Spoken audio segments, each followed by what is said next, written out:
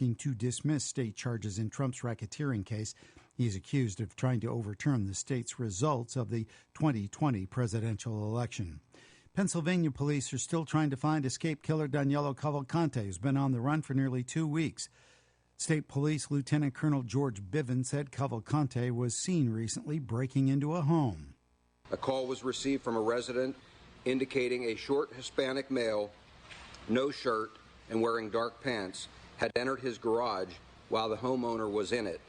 Bivens said Cavalcante stole a gun from a property before being shot at and ran out of the home by the person that lived there. Bivens doesn't believe the escaped inmate was injured during the shooting. He also said where they're conducting a search is a wooded area with rough terrain, making it tough to conduct a search. The lieutenant colonel said Cavalcante was always considered dangerous, but he's even more so now that he has a firearm. The Biden administration is taking steps to carry out a prisoner exchange with Iran to free 5 Americans being held there. Iran's president, Ibrahim Raisi, spoke about the deal through a government translator. The arrangements have been done, and the final action of swapping the prisoners should be finalized in the due time. The Biden administration has issued a waiver for foreign banks to transfer $6 billion in Iranian oil funds that have been held up by U.S. sanctions. Michael Kastner, NBC News Radio.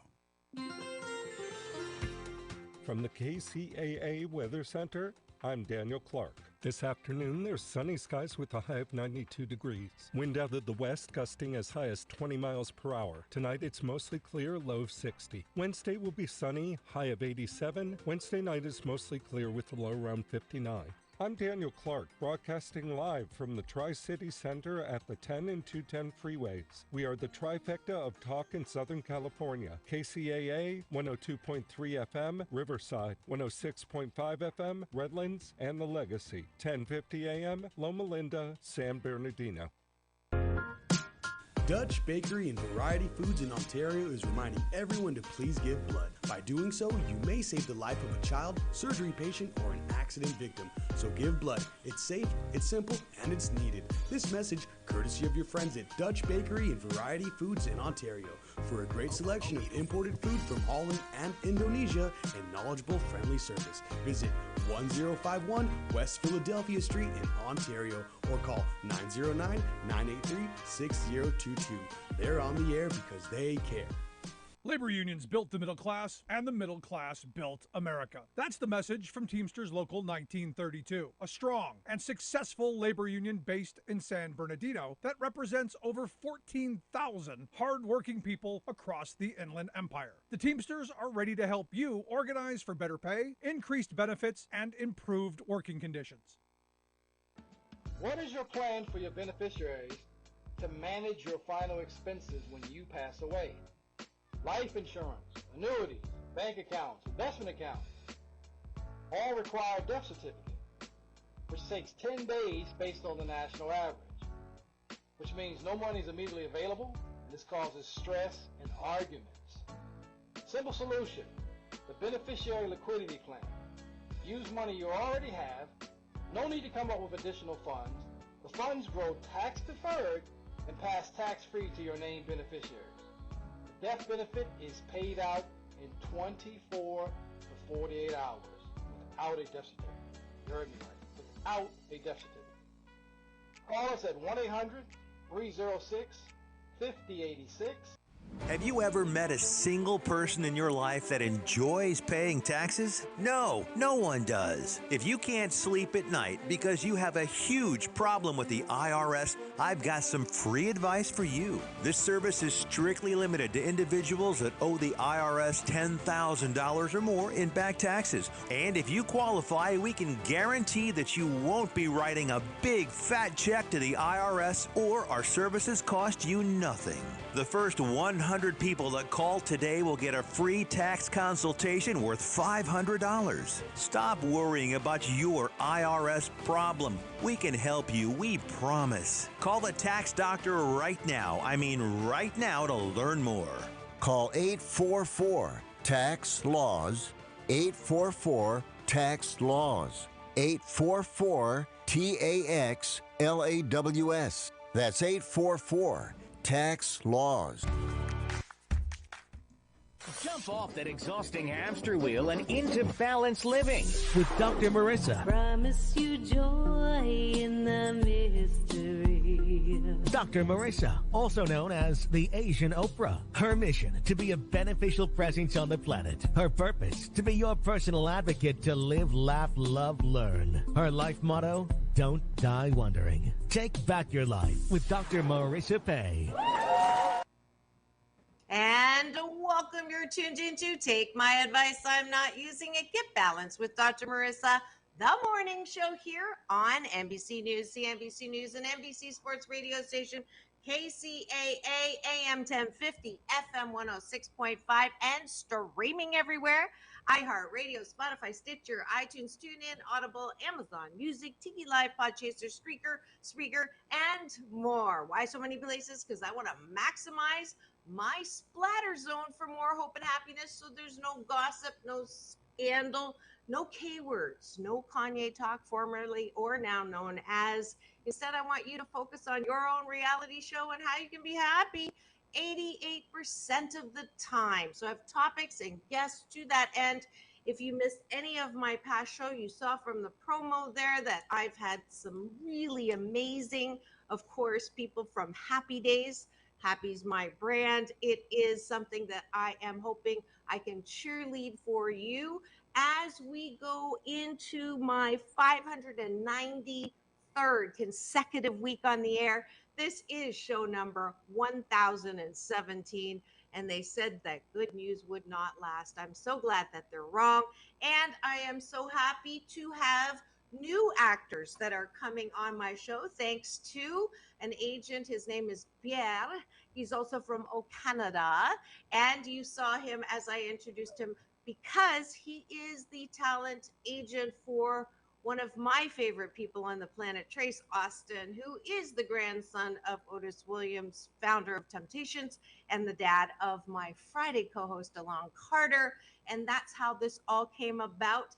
And so I want to welcome now my guest. His name is Lane Heron, and let's see if I can't read a little bit about him.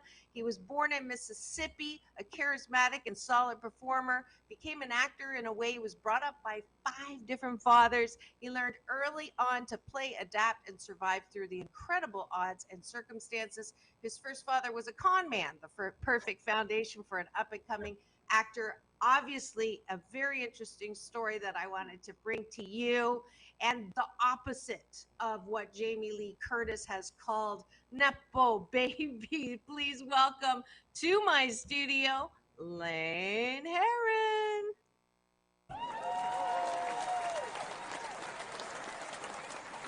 Welcome. Hi, everybody. Thanks so much. How did you say that much in one breath? That was exhausting to hear. Yeah, you did great. Thank you. I was actually asked by. Do you remember Happy Days at all? I kind of do. Yeah. I loved Happy Days. Like, all right. Well, but, you know, the mom.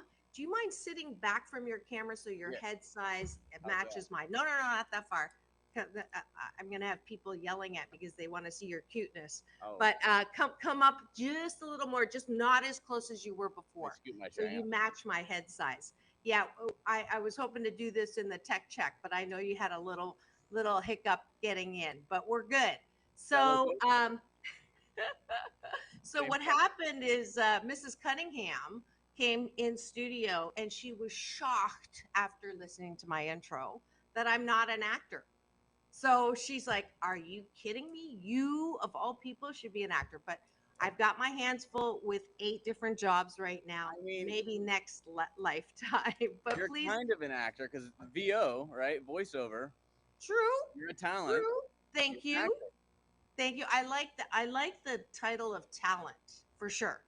Oh yeah. No, you definitely have a knack for the theatrics and the personality. I mean, it would be a disservice for you to just be tucked away in some cubicle somewhere. Oh, you're so sweet. No wonder Pierre wanted you on my show. Oh, I love Pierre. I've known him a long time. Yes, join the line. Join the line. Yes. And absolutely, you know, it's funny. talking about being tucked away. I was a professor for Oh, no 10 way. years, and 6 of them were at UCLA in the MBA school. And the reason I'm on media is I had a grad student, come to me after class and say, your talents are being wasted.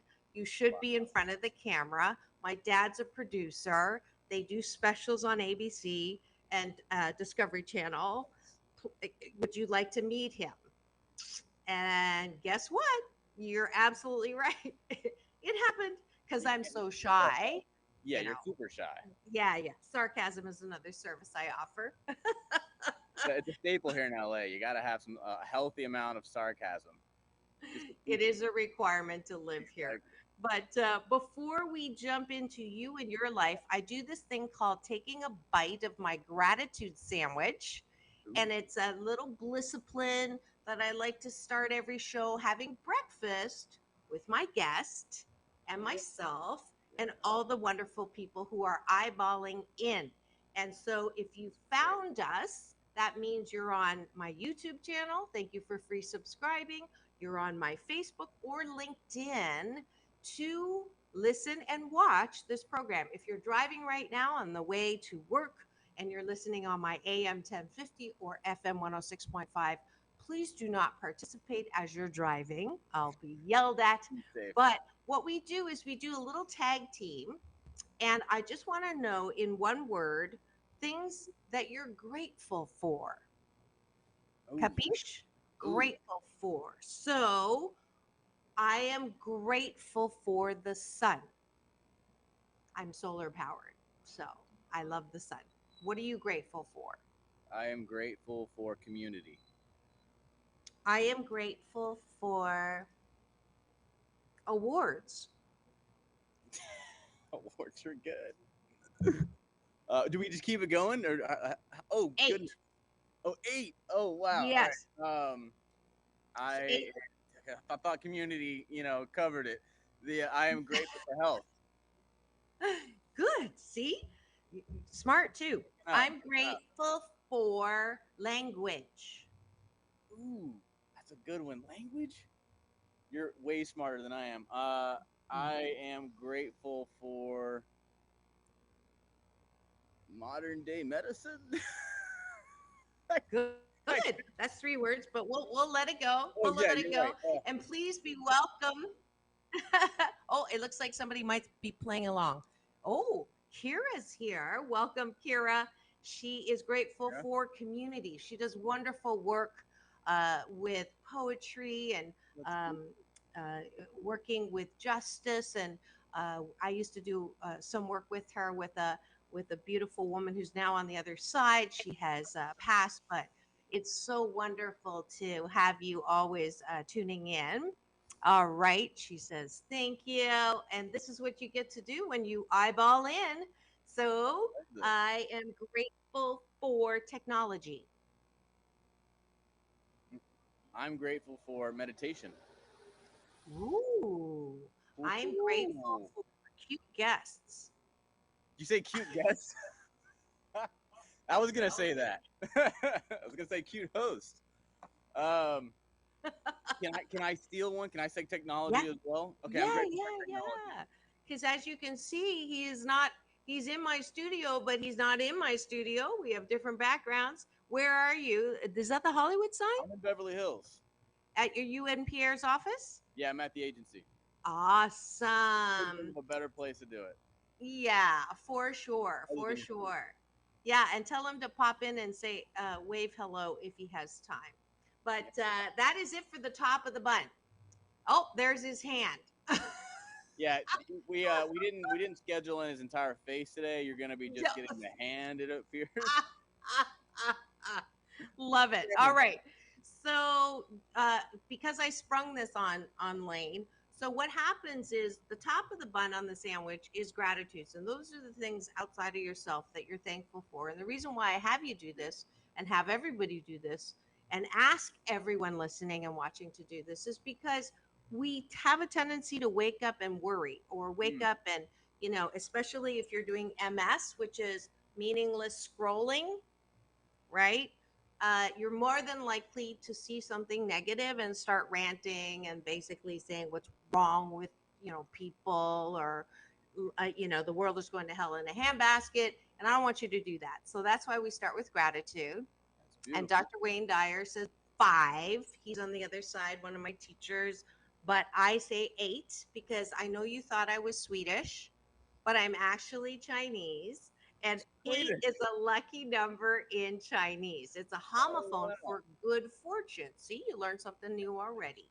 And I'm sure I'm going to learn more new. So now we're going to go to the bottom of the bun, which is, what do you like about yourself? Now, this is the tricky one because most people go to bed at night. You do this before bed. We're going to model for it now. You go to bed thinking about what you didn't get done, all the things that, you still need to do, or what you've lost, or who insulted you and how you're going to get revenge. All those things keep you from falling asleep. So instead, I want you to work that muscle of self-care and self-love, which I believe are the hallmark of good mental health. And with the background that you grew up with, Lane, that I got a little promo or hint about from Pierre and his bio right up in your IMBD, I am like you. We both grew up, 7 out of 10 of us have grown up with childhood trauma. Yep.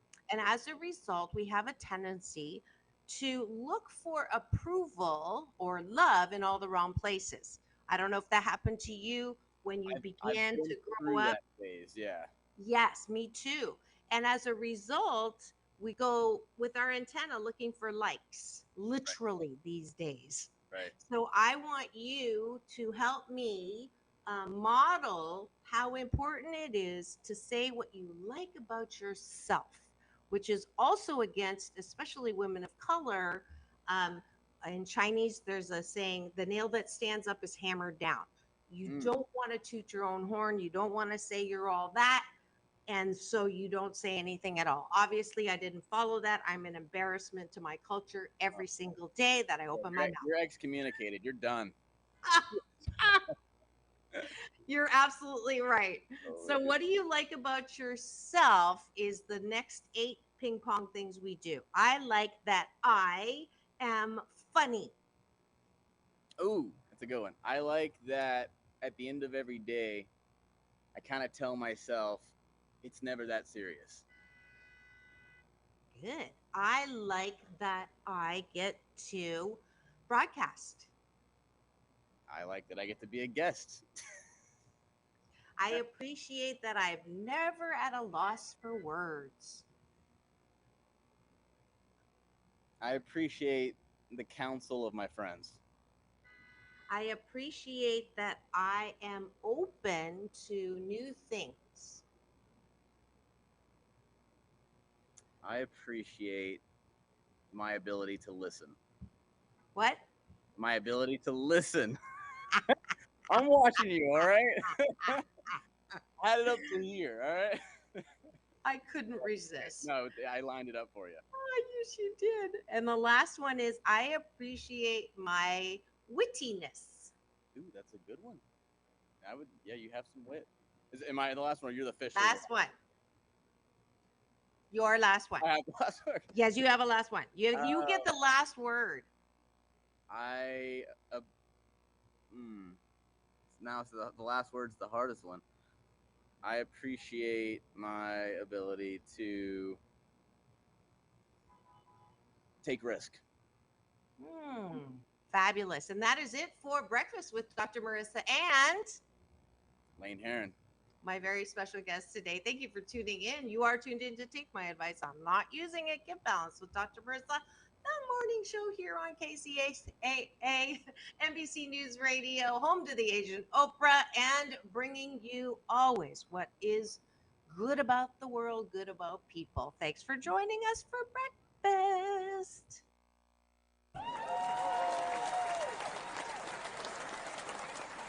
And now we are going to switch over to highlight someone who is here in studio today. His name is Lane Heron, and I'm going to use something that I like to do on the carpet, which is I don't have an answering machine, Lane. I have a questioning machine. And Uh-huh. when you call me, it says, "Who are you and what do you want?" I love that. Was that a question, or is that just the because? Oh, no, no, no. That's a question.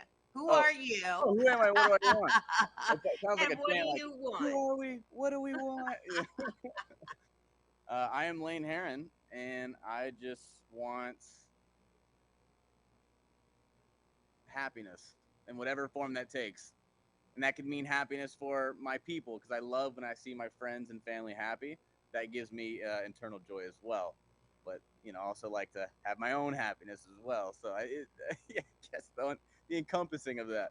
Yes, and that's why you're on my show. And Yes. but it has been a journey for you. I want you to go back and take me through what is it's almost incredible. I know people who've had multiple, parents, Sure. but five different father figures, some of them good, not so good.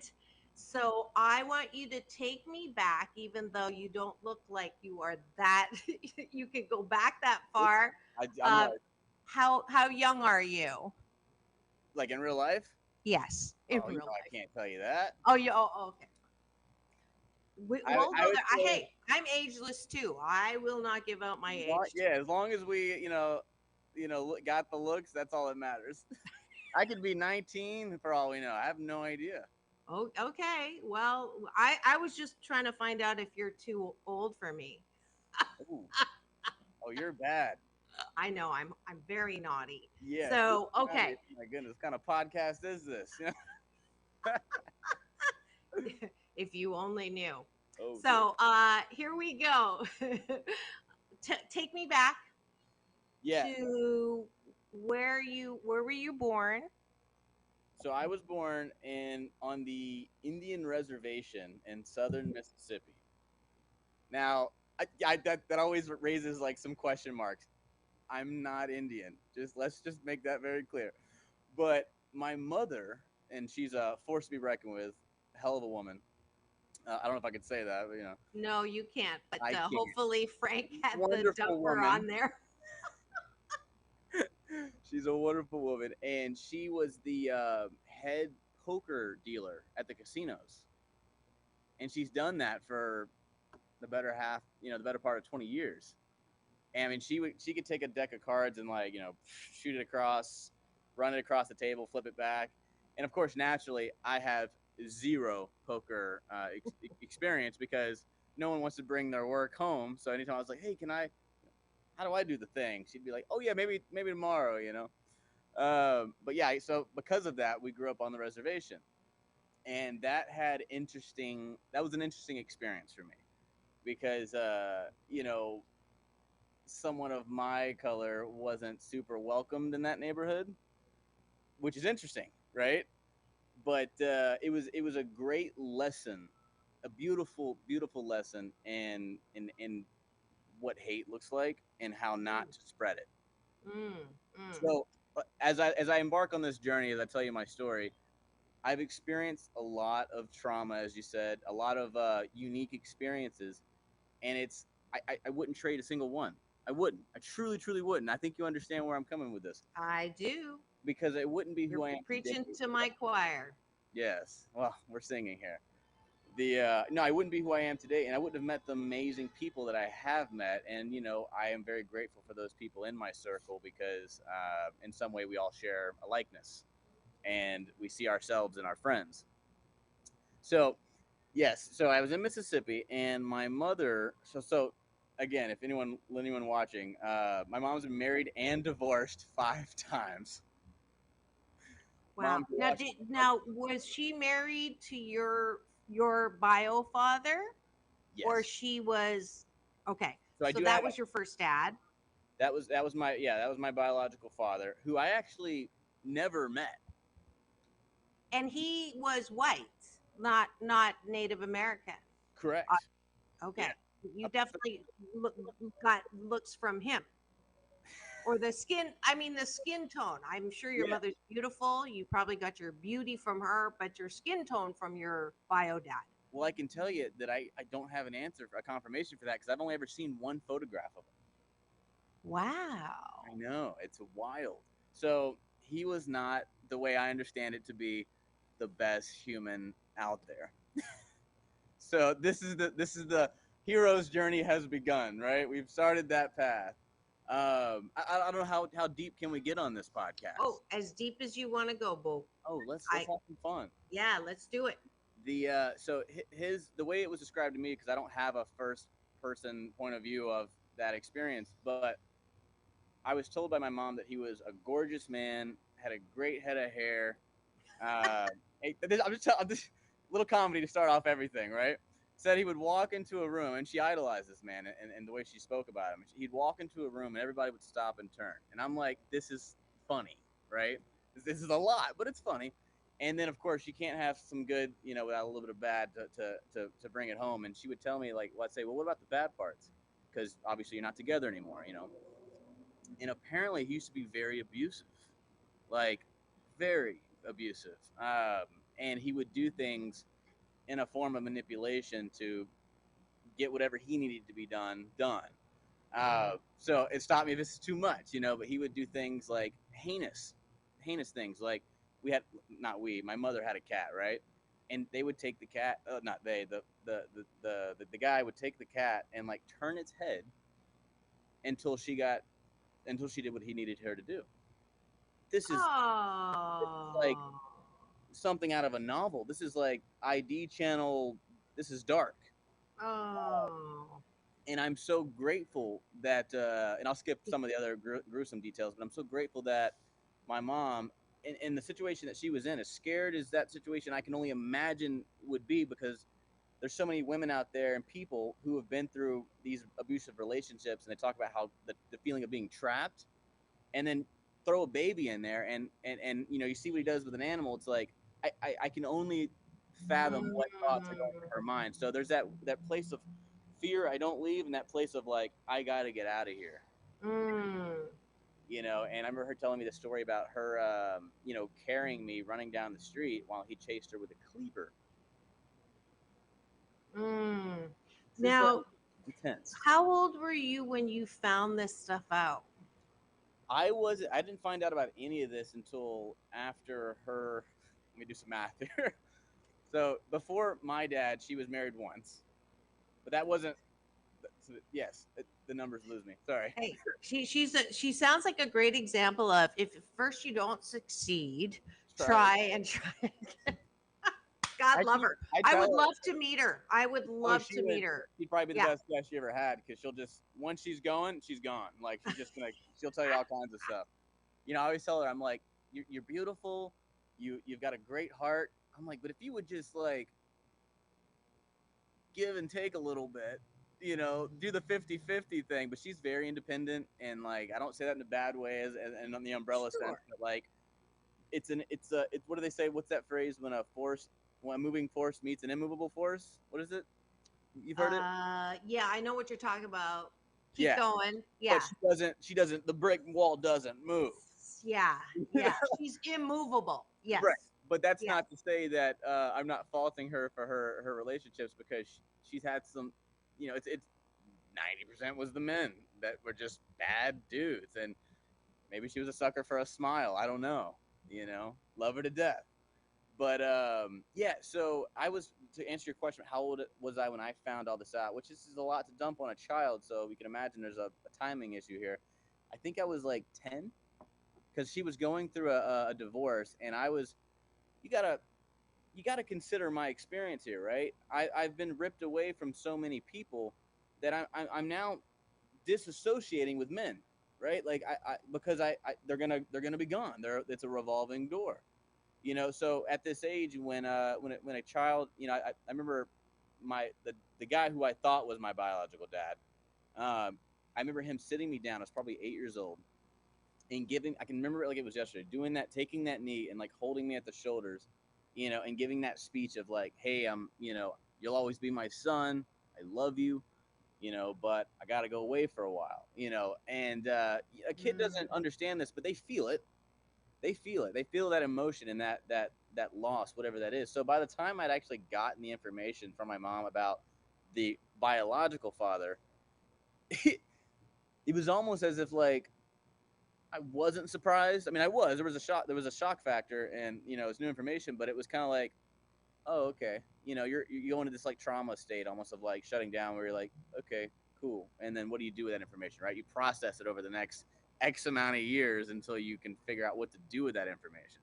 And that is, had its baggage, for sure. For sure. And I see obviously that you are through the baggage. You went from oversized baggage to carry-on size or less. But for the sake of people listening, and the reason why I found your story fascinating, definitely because it's the opposite of Nepo baby, but to I think that one, there's a belief system that to do anything, people have like inside information or inside whatever, and if you are one of the 7 out of 10 of us who've had childhood trauma, there is this very difficult period that I want you to just share a bit, and because you've already come out, but I think it's useful because there's a lot of people out there who are stuck there, and that's one of the reasons why I do this show. I know that's my purpose, is that I wouldn't change anything either, and sometimes we don't want to talk about the dark side. Right. But I think I don't want you to go modeling on me, but I want you to share kind of some of the dark spots and how that time really did, it was important for you. Does that make sense? I think I understand. Yeah. And you want me to just take it away? Yes, please. It's like a Dalmatian. I mean, there were dark spots all over, right? And holes in me, and you got this shell of a person who was just. I mean, how do you act when you have 5 different role models from different backgrounds, and like, and some of that being a lot of that negative, right? You become an actor is what you do. No, you're trying to discern what the right path is, and because I made this decision, early on, very early on, that because I didn't have a consistent figure, even my mom, she was working 24/7 to pay the bills and support us and put food in my stomach. I was kind of left to my own device, so I ended up getting really in love with the military, because and this, it ties together because there's obviously, yes, like I love the military, but on a deeper journey side of that, it was a figure that I could follow, disciplinarian. It was structure. It was aspirational. It was prideful. You felt good about doing something, in service. So this is how I developed my brain going forward. It wasn't so much later that I figured out that's what I was doing, but that's interesting. That was how it played out. And so like, it was always like military. And the reality is, in life, I had no plan. I had no direction. So this gave me that. It was like, you hit 18, you graduate high school, and you go do the thing. And that gave me such a sense of fulfillment that it was overwhelming. And it was like this, all the trauma that I didn't really know how to process it was gone. Of course, I would find out later it was just masked. It hadn't really been addressed. So you went into the military after high school? So I did, just for the record, I did not go to the military. What happened was I ended up graduating high school, and then I had gotten an opportunity to come to California right before I ended up going. And I think I was actually like 19 when this came about, because I was, a year just doing my thing. And I, someone said like, hey, listen, I know you're going to do your thing over there. Like, have you ever actually been out of the South? And just kind of a weird question. And at this time, I'd already moved to Atlanta from another marriage, by the way. And I was like, yeah, okay, I guess I can go to Southern California for a year, meet some pretty women, and then go. And when I came out here, it was the biggest culture shock I had ever experienced in my life at that time. So I was a different person back then. I had very narrow views. I was only fed narrow views. I didn't know. Like, I knew I wanted to be good and be, accepting, but I just didn't have that exposure. So when I came out here, I was exposed to all these different communities, and this was really good. This is really, really, good for a development in a person, especially someone who may or not still be figuring it all out. And it taught me so much about love and how to accept someone and let go of yourself and not be afraid to be vulnerable, because the way I grew up is there was no vulnerability. That was not okay. Yes. Now, go ahead. No, please. Were you ever mad at your mom? Was I mad at my mom? I understood my mom. I had anger. I had a lot of anger growing up, and I went through a pretty violent phase as a kid. I was like getting in fights left and right. I had taken like martial arts, and this made me feel powerful, and so I was like getting in all sorts of trouble that I should not have been getting myself into. But it was me, like, either I was too bored or I was finding something an out, like a vehicle for the frustrations that I had. My mom, like, she used to say, like, when I in my preteen teenage years, if I said something that was aggressive, right? Not like physically aggressive, but like vocally, like in an argument, she would say, you're just like your dad, something like that. And that was a deep trigger for me. And of course, like, I was not a very feeling sharing kid.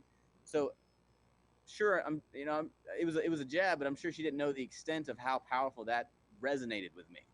So it made me like very angry. I'd hit a hole in the wall. I mean, this is very toxic. You know what I mean? This is not good. But that was what I was brought up with. When a man was angry, he punched a hole in the wall to alleviate himself from anything worse, and then he left and drove off. Right? So you associate with that. So I had no other teacher.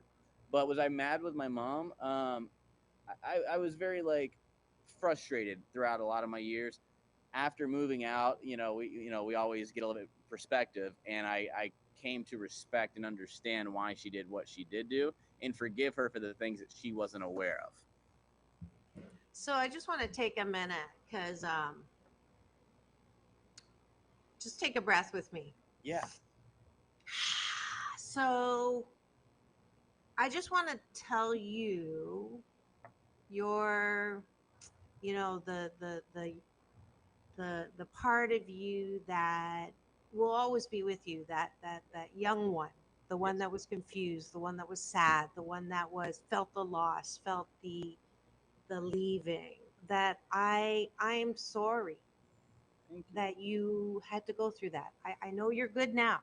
Thank you. No, I truly appreciate that. But I just want to say that because yes, it is what made you. No, you have no regrets, but there's, I believe, such healing that will be with you for the rest of your life when you and all of us who've had this kind of trauma, not to brush over it, but not to marinate in it. It's right. That balance. And I commend the balance-centered lane for learning how to comfort that part of you that had to be just so confused and sad and heartbroken. So the little one in me is reaching out to the little one in you and just saying, I gotcha. I gotcha. I know you. And I'm sorry that happened to you. And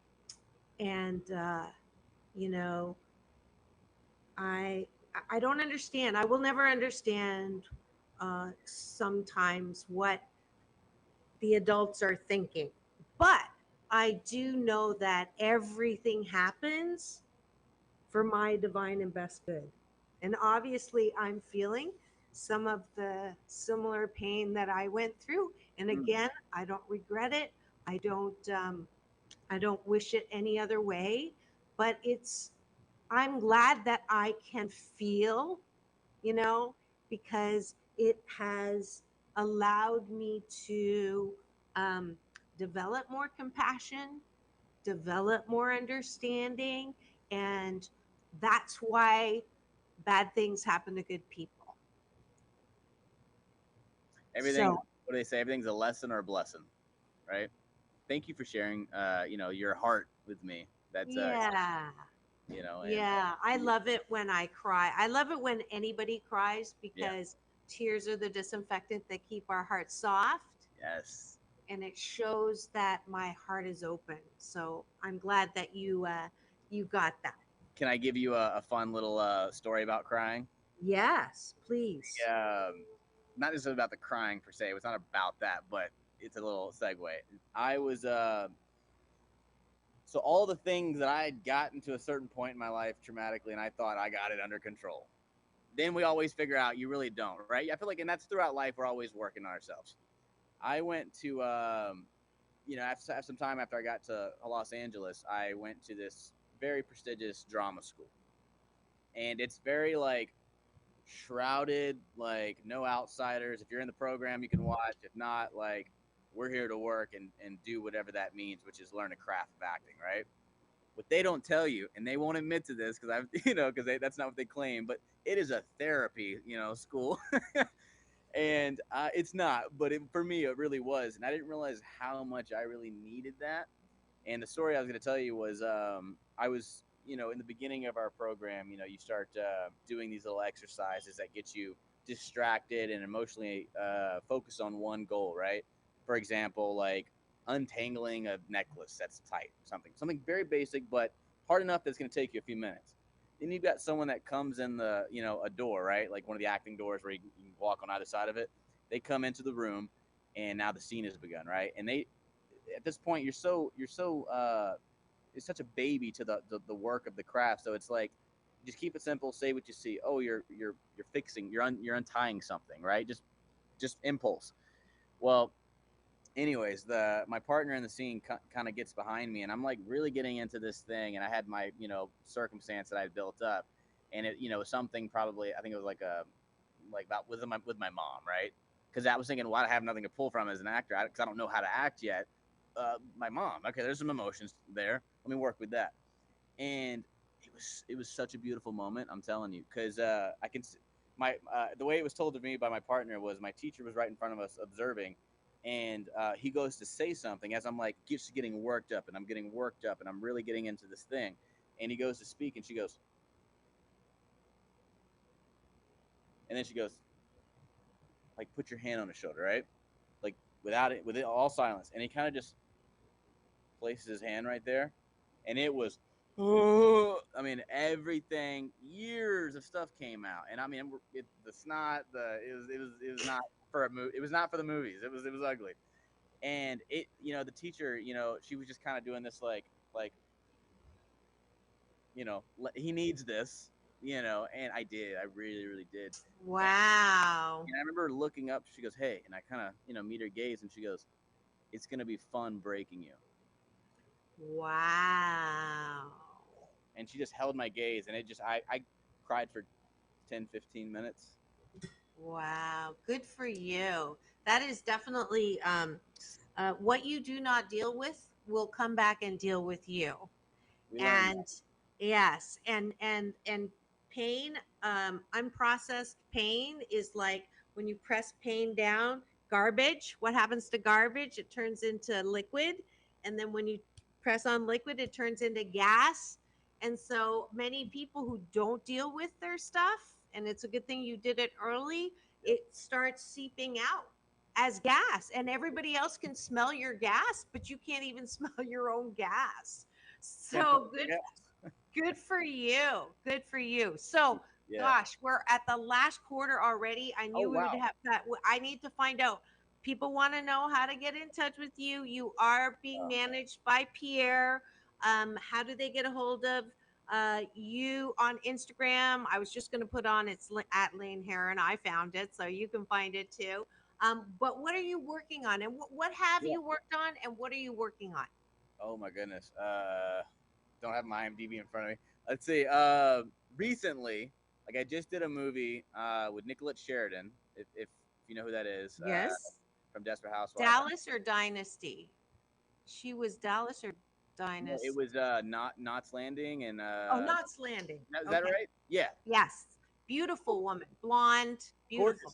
Gorgeous, and she'll tell you herself, total flirt. She's like a great personality, like what a woman.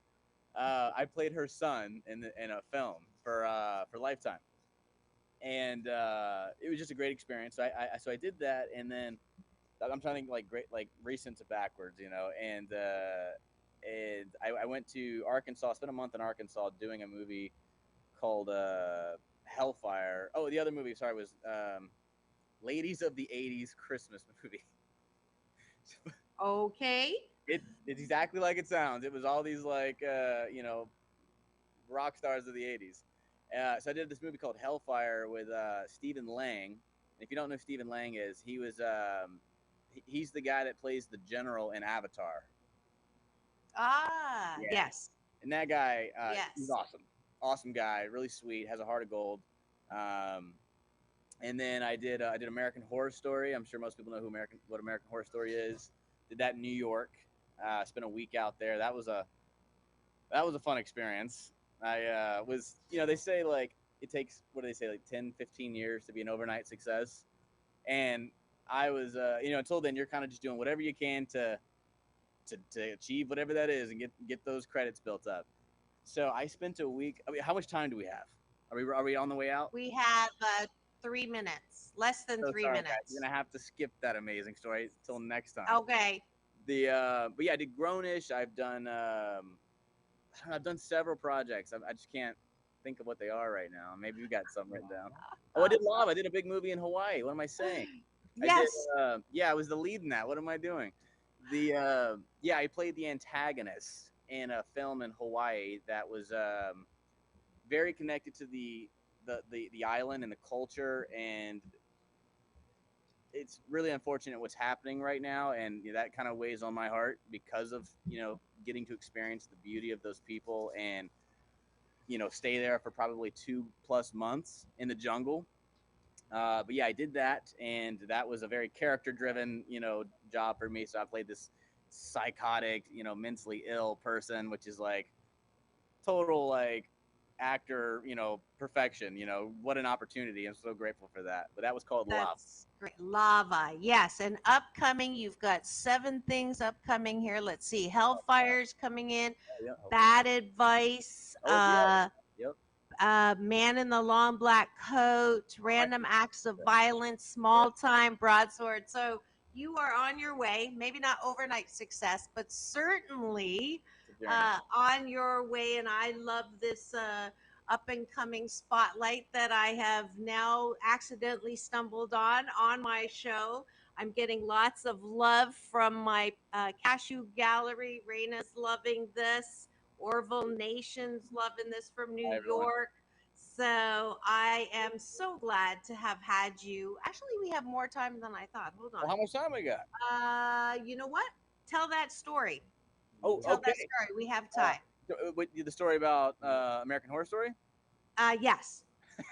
Okay. So I had you got to fake it till you make it, and I told the production that I was a local. I am not a local, but I mean I live in Los Angeles, right? And this is in New York. But they do that to keep people from like screwing over production, which I completely understand. But oh, that's true. Yeah, I got Pierre over here saying, "Tell him about Ryan Murphy." Yeah, I'd auditioned. If you know who Ryan Murphy is and his productions, I've auditioned for him 7 times. I never got thrown a bone. Just submitting tapes into the abyss, the void. I even put myself on tape for the Jeffrey Dahmer. I think it's called Monster, and Evan Peters nailed it. He's nominated right now. Like, he deserves it. I had the grandma of that on my show. You did? Michael Learned. Yeah. Huh. I love that. Yeah. Wonderful.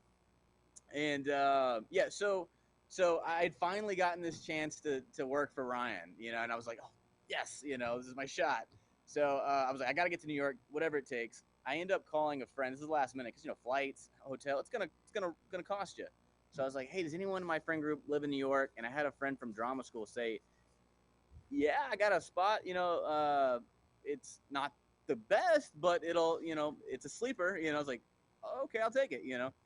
So I end up sleeping in like an apartment that she had with her family for a very long time, and I'm in this room, and she's got these birds. She's got these birds that are, and I love animals, I truly do, but these birds are so loud and they're so messy and they're uncaged. So for 7 days, I'm sleeping on one of those air mattress couches that open up. It's very uncomfortable, and I've got my blanket over my head because every couple minutes the birds do a lap, and they fly just over my head and kind of like almost like hit you on the head. And I'm sitting here going, "You're gonna make it someday, kid. You're gonna make it. Just keep going." And so, like, to put cherry on the top of that sundae, I didn't know New York at all. I had no knowledge of the subway system. I'm on my own. I've got no navigational charts here, so I had to relearn the system. And I'm thinking, who do I have who could I call? Well, Pierre, if anyone watching knows Pierre or doesn't, check him out. He's a wonderful human being. But Pierre was from New York or lived in there for a while. So I'd spend like just half of a day, like, hey, I'm trying to get here. He goes, oh yeah, what you want to do is, kind of walk me through it until I learned, the apps that kind of teach you. But interesting place, New York.